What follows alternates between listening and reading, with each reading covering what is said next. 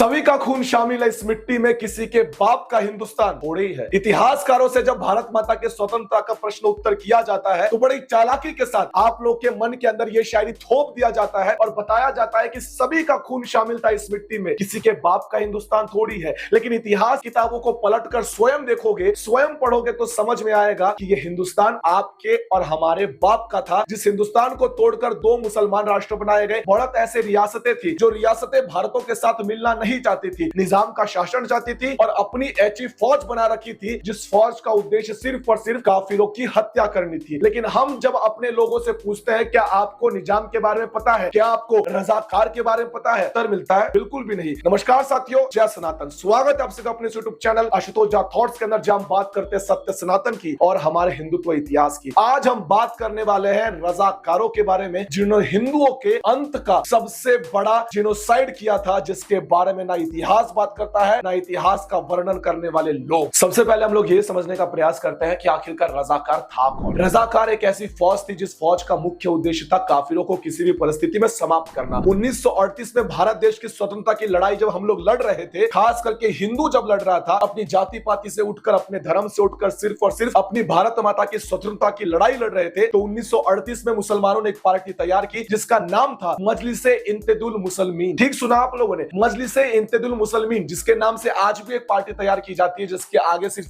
AIMIMI, जिसका प्रमुख का नाम है असदुद्दीन ओवैसी। मजलिस-ए-इत्तेहादुल मुसलमीन का पूर्णपने मुख्य उद्देश्य ये था कि एक फौज तैयार की गई। इस फौज के हाथ में सशस्त्र हथियार दिए गए। भारत माता के विरुद्ध में लड़ने वाले लोगों के विरुद्ध में ये फौज नहीं लड़ती थी, अपितु भारत माता के सपूतों को यानी कि काफिरों को मुसलमान बनाने के लिए ये पार्टी काम किया करती थी। 1938 के पश्चात से 1948 तक 10 वर्ष के कार्यकाल में हैदराबाद यानी कि हमारा जो भाग्यनगर है, यहाँ पर खून की नदियां बहाई गई थी। इनके जो लीडर की सरदार वल्लभ भाई पटेल के साथ यानी कि निजाम के साथ जो फोटो वायरल होती है, इस फोटो के पीछे का कारण आप लोग को इतिहास में कभी किसी ने बताने का प्रयास ही नहीं किया। नहीं बताया गया कि भारत की जब हम लोग स्वतंत्रता के ध्वज को लहरा रहे थे, तब एक हैदराबाद ऐसा था जो भारत में शामिल नहीं होना चाहता था। वो अपना स्वतंत्र इस्लामिक स्टेट चाहता था और वहां के सभी हिंदुओं को, काफिरों को मुसलमान बनाना चाहता था। उसके लिए हिंदुओं ने कौन सी कीमत चुकाई, इसका जीता जागता उदाहरण है हमारा इतिहास। लेकिन पढ़ने का समय है किसके पास, इसीलिए आप लोग के लिए एक महत्वपूर्ण चित्रपट लेकर आए हैं, जिस चित्रपट का नाम है रजाकार। रजाकार चित्रपट जैसे ही कल थिएटर के अंदर रिलीज हुई, उसे देखने के लिए मैं त्वरित दौड़ा। कर्नाटका के अंदर हमारी एक के बाद एक सभाएं हो रही है, जिसकी वजह से मुझे ना सोने का समय मिल रहा है, ना मेरा गला ठीक है। फिर भी मुझे लगा कि कहीं ना कहीं समय निकालकर आप लोगों तक इस चित्रपट के बारे में बताना आवश्यक है, क्योंकि जब सभाओं के बीच में मैंने लोगों से पूछा क्या आपको रजाकार के बारे में पता है, मुझे हैरानगी हुई कि रजाकार के बारे में हैदराबाद के हिंदुओं को ही नहीं पता है। इससे बड़े दुख का कारण क्या हो सकता है। इसीलिए इस चित्रपट को मैंने जाकर देखा और देखने के बाद माथा पूरी तरह से सनक गया और दिमाग पूरी तरह से हिल चुका था, क्योंकि इसे देखने के बाद पता चला कि जब हम लोग स्वतंत्रता के गीत गा रहे थे, दिल्ली में हमारा तिरंगा लहरा रहा था, तब एक जगह ऐसी थी जहां पर हिंदू अपनी जान की कीमत चुकाकर ऑपरेशन पोलो को अपनी आंखों के सामने देख रहा था, क्योंकि वहां पर अस्तित्व की लड़ाई चल रही थी। लेकिन इतिहासकारों ने और आपके लोगों ने आप लोगों तक ये सारी चीजें नहीं पहुंचने दी। आप लोगों को जाकर पता करना होगा कि आखिरकार हिंदुओं के साथ किया क्या गया था। हिंदू अपने ही राज्यों में, अपने ही घरों में हर जगह पर प्रताड़ित किया गया है और इतनी बार प्रताड़ित किया गया है कि अब वही सुन सुन के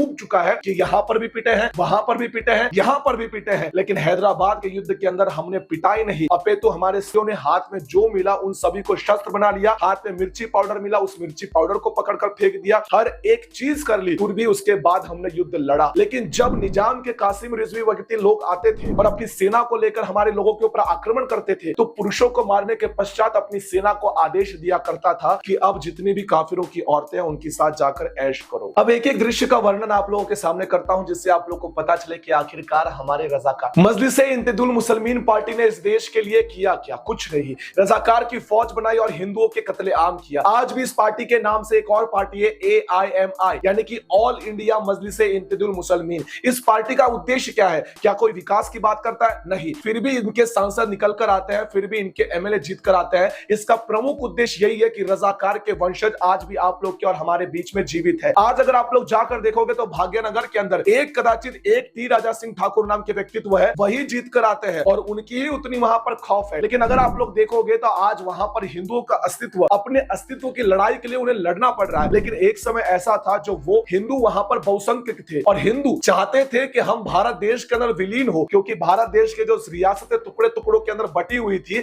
उन टुकड़ों टुकड़ों को जोड़ने का काम सरदार वल्लभ भाई पटेल यानी कि हमारे लौह पुरुष कर रहे थे। लेकिन बहुसंख्यक हिंदू होने के बावजूद भी कासिम रिजवी जो उनका लीडर था, उनके सेना का प्रमुख था, ये सभी लोगों ने स्वयं कहा कि भगवा दिखाई नहीं देना चाहिए और काफिरों की आवाज दिल्ली तक सुनाई देनी चाहिए। कार सुनाई नहीं देना चाहिए और भगवा दिखाई नहीं देना चाहिए। ये सिर्फ कहने की बात नहीं है, हमारे निजाम का हुक्म है। गांव गांव को लूटा गया और गांव गांव के लोगों को, औरतों को, बच्चों को मार दिया गया। काफिरों के साथ किए गई बर्बरता के बारे में आप लोग को इतिहास की ये बात नहीं बताई जाती कि काफिरों के साथ आखिर किया क्या गया था। एक तलवार को बीच में रख दी जाती थी और उसके ऊपर काफिरों को बैठाकर उसका दो टुकड़ा कर दिया जाता था। काफिरों की लाश को पेड़ के ऊपर टांग दिया जाता था, हिंदू स्त्री की साड़ी खींच जाती थी, बच्चों की तो लाशें ही बिछी जाती थी। और यही इतिहास का वो सेंसिटिव पार्ट है जिसे साइलेंट जिनोसाइड ऑफ हिंदूज कहा जाता है, क्योंकि इसके बारे में कोई बात नहीं करता। और वो बात करते हैं, वो कहते हैं कि ये हमारे निजाम का आदेश है जिसका पालन हम कर रहे हैं,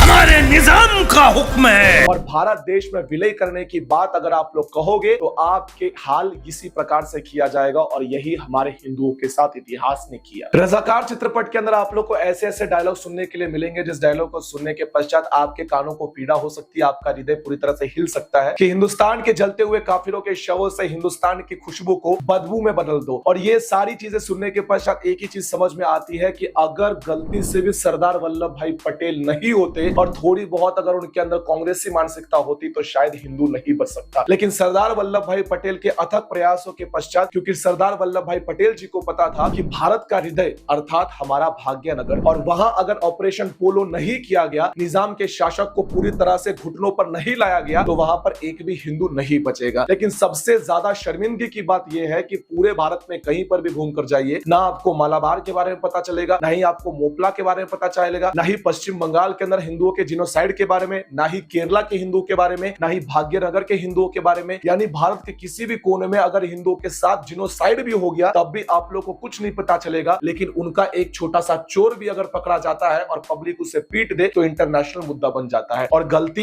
इनकी नहीं, गलती हमारी है कि एक पार्टी मजलिसे इत्तेहादुल मुसलमीन नाम से तैयार की जाती है, उस पार्टी का ही नाम वापस से इस देश में लाया जाता है और वो व्यक्ति उसी विचारधारा के साथ जीता है, लेकिन फिर भी उनके लोग सांसद बनकर आते हैं, एमएलए बनकर आते हैं। तो ये प्रश्न आप लोगों से करना चाहिए कि आखिर उन्होंने भारत देश को दिया क्या। अपने अपने नजदीकी सिनेमा घरों में जाकर एक बार रजाकार चित्रपट को अवश्य देखें। कल हमने 1,500 से अधिक लोगों को यह शपथ दिलाई है कि रजाकार के इतिहास को समझे, रजाकार के इतिहास को जाने और अपने बच्चों को बताए कि ये जो स्वतंत्रता है ये भीख में नहीं मिली है। इस स्वतंत्रता के लिए हमने एक रक्त बहाया है। और जो लोग कहते हैं कि सभी का खून शामिल था इस मिट्टी में, किसी के बाप का हिंदुस्तान थोड़ी है, उन्हें बताए कि ये हिंदुस्तान हमारे और आपके बाप का है जिन्होंने इस देश को अपने रक्त से सींचा है। तो आप लोगों से विनती है कि आप लोग कृपया कर जाकर रजाकार चित्रपट एक बार अवश्य देखें। वीडियो के एंड में आप लोग के लिए एक छोटा सा संदेश है कि आप लोग जो भी हमें धनराशि भेजते हैं उसका उपयोग कैसे किया जाता है। 19 तारीख से लेकर आज 27 तारीख के बीच में हमने 15 जगहों पर अखंड हिंदू राष्ट्र की संकल्पना के लिए सभाएं का नियोजन किया था। इन सभाओं में सभी हिंदू समाज एकत्रित आए। हिंदुओं को जाति पाति से उठकर, भाषावाद से उठकर केवल और केवल हिंदू बनने की प्रेरणा देना, यही मेरा मुख्य उद्देश्य होता है। मेरा आवाज थोड़ा सा बैठा हुआ, इसका कारण भी यही है कि पिछले कई दिनों में